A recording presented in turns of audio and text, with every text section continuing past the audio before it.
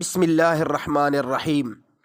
میرے محترم سامعین، آج جو میں آپ کی خدمت میں مسئلہ پیش کروں گا وہ یہ ہے کہ ایک ایسی دکان پر کام کرنا جس کا مالک دو نمبری کر کے چیزوں کو بیچتا ہو، تو کیا ایسی دکان پر کام کرنا جائز ہے اور اس مالک سے تنخواہ لینا جائز ہے؟